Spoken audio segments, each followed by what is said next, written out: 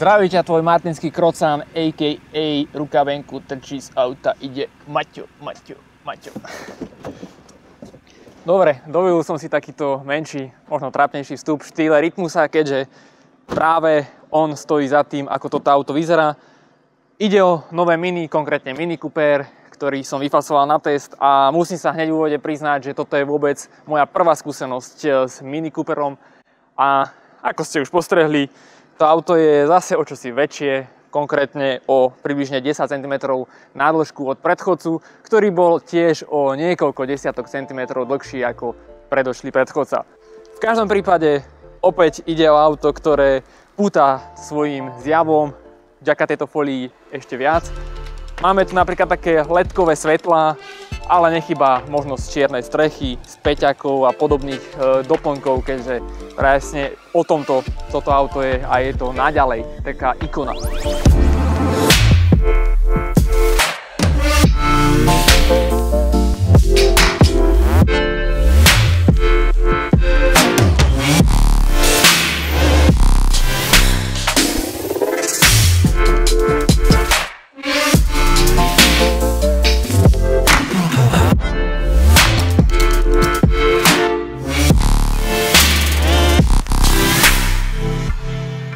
S príchodom novej generácie toho ikonického Minička, teda súčasnej, alebo teda novodobej tretej verzie, sa pod kapotou odohrali relatívne dosť veľké zmeny, keďže prevládajú tam v tých klasických verziách trojvalcové motory.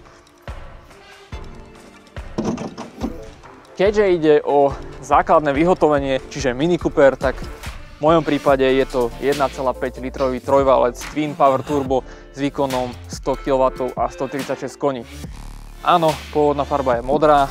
Dôležitejšie však je to, že toto auto s týmto trojvalcom, možno si poviete, že čo je to za kosačku, ale vedzte, že ak máte auto, ktoré váži 1190 kg, tak tento motor robí veľké divy.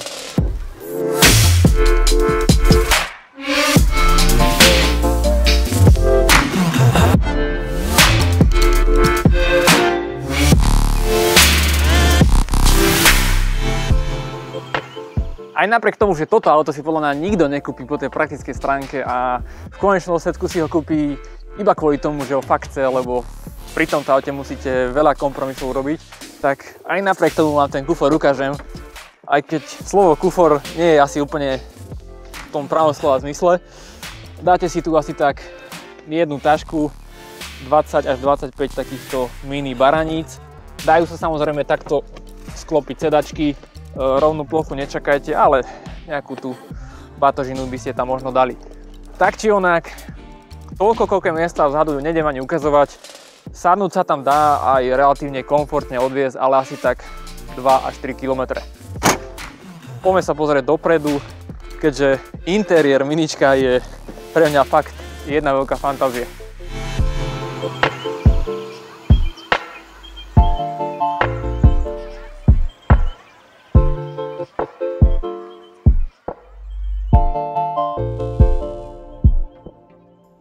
Tým, že som v úvode povedal, že toto je vôbec moja prvá skúsenosť Mini, som myslel hlavne to, že toto bude o fakt mojich autentických pocitoch, keďže najmä keď si sadnem tu na dopredu, tak je to pre mňa že úplne že wow, že úplne všetko je tu tak inak, tak kontroverzne, štýlovo zároveň.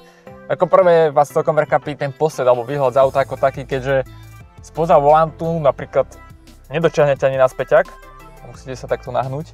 To okno je fakt akože ďaleko a taká úplne ako strielňa alebo nejaká ponorka, neviem v čom to sedím. A celkovo aj neraz keď sa chcete pozrieť na semafor, ktorý je hore, tak musíte sa normálne takto akože nahnúť. A aj tá palubovka, akože je to tu úplne také iné. Startovanie takýmto gombíkom. No a samozrejme centrom je takýto okrúhly tubus, kde je umiestnený po novom relatívne dosť veľký displej. Za príplatok môžete mať ešte väčší miesto týchto bokov a pásov. A ovládač takéto okrúhle. A vlastne všetko, čo si tu toto auto nastavujete, tak okolo toho displeja je taký LED-kový pás, ktorý má asi milión farieb a stále sa tam niečo mení, napríklad klíma, teplota.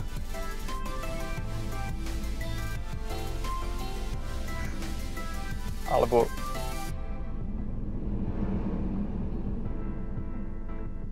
hlasitosť v rádiu.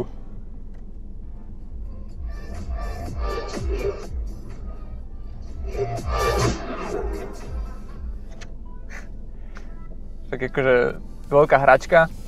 Všetko to samozrejme závisí aj od toho, aký zvolíte jazdný režim. Na výber máte 3, green, mid, taký ten stredný a sport, čiže športový. V tom green máte všetko do zelená. Napríklad ukazuje vám, môžete si to samozrejme nastaviť, ale ukazuje vám napríklad aj to, že ako šetrno idete. Keď idete fakt čo najviac na spotrebu, tak je ten kruh celý zelený. Ako náhle budete nejako kvázi surovo pridávať alebo jazdiť nešetrne, tak ten zelený pás sa začne tak odčítavať, čím začne signalizovať, že má ísť človek pomalšie. V tom mid je všetko také do žltá alebo do oranžová a potom je vlastne športový režim taký do červená. A napríklad nastavené môžete mať to, že ako keby nejaký otačkomer, že keď pridáte, tak na tom letkovom páse to vidíte, čiže je to fakt také hravé, také interaktívne. Môžete si tu meniť ambientné podsvietenie, ktoré má asi tak tiež 10-12 farieb. Čiže kadečo. Zaujímavosťou je, že už ten rýchlomer a otačkomer není v strede, ale presťahoval sa pred vás, čo je možno také, že tí takí tradiční zástancovia tohto kultu budú možno nesúhlasiť, že už to stratilo to čaro, ale pre mňa osobne je to také praktickejšie a z toho ergonomického hľadiska lepšie. Čiže pred sebou máte takýto tubus, kde máte klasický rýchlomer, taký malý displej, kde sa môžete preklikávať medzi nejakými údajmi.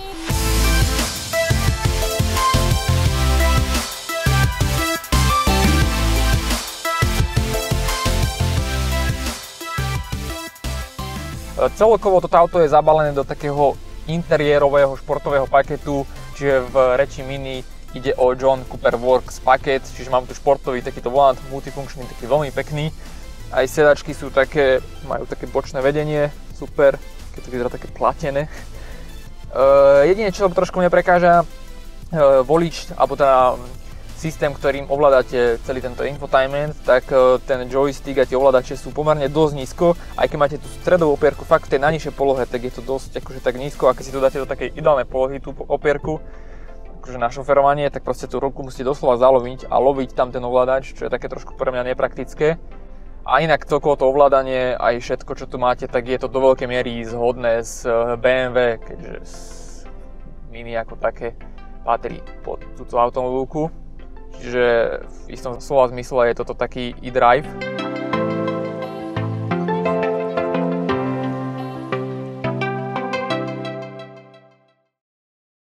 Musím sa inak priznať, že toto auto, keď som si prevzal, tak absolútne som nevedel, že o akú motorickú verziu ide. A prvý deň, keď som s ním aj jazdil v tom green alebo mid režime, tak akože tých 136 koní pocítite, že dosť dobre to ťahá.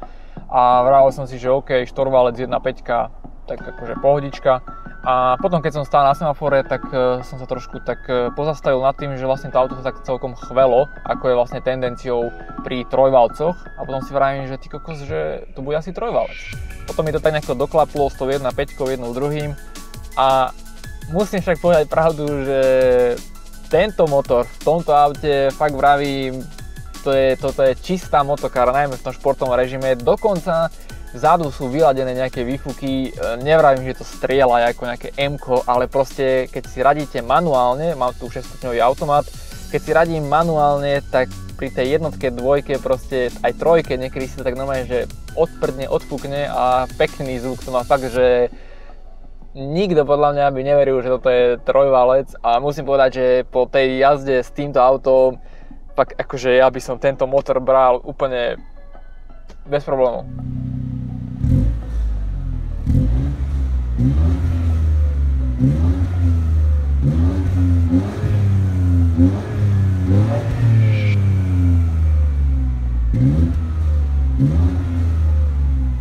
No a práve preto som sa vybral v okolí Martina, je tu takáto industriálna zóna, je tu trošku snehu a keďže aj tá folia je taká stokárska to nazvem, tak trošku som si tu urobil takú menšiu dráhu a také serpentinky, takže som si jazdil No a musím vám fakt povedať, že toto auto, fakt akože to sa nezdá, ale s tým trojvalcovým motorom toto je také žihadlo, že až ty kokos. Istou nevýhodou je, že má to výhradne predný pohon a nieraz to auto bojuje s tým, že nevie preniesť tú silu v podstate na vozovku a doslova to auto, keď fakt idete v tých športových režimoch, tak na jednotke, na dvojke hrábe stále.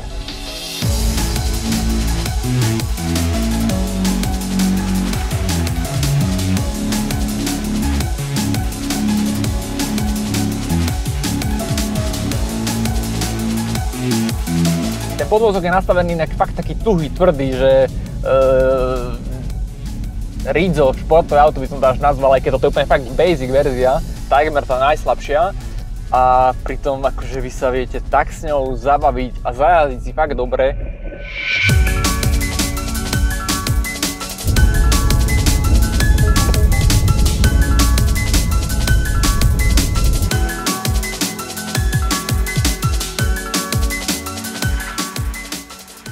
Ten 6-stupňový automat inak akože radí tak, že keď už idete fakt bombiť, tak z jednotky na dvojku, keď preraďujete alebo na trojku, tak niekedy má také kvázi lagy, že nestíha ako keby, musíte chvíľu počkať.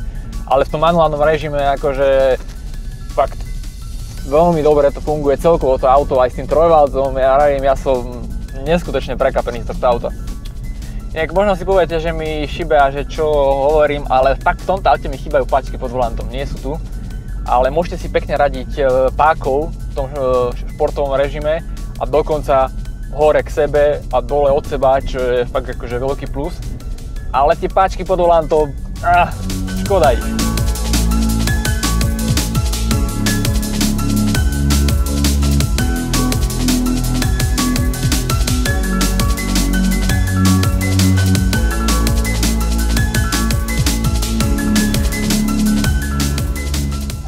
Tá ručná v tomto aute to je ako dar z nebies.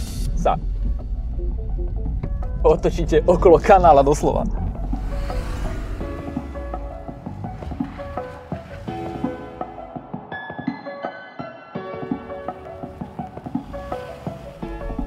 Akože ja si fakt neviem predstaviť, ako toto auto dokáže lietať s tým 2 litrom. To musí byť fakt strašná raketa. V každom prípade toto je určite prvé trojvalcové auto, ktoré by som si fakt že kúpil, lebo sa mi páči a dokonca by som sa s ním ešte aj chválil.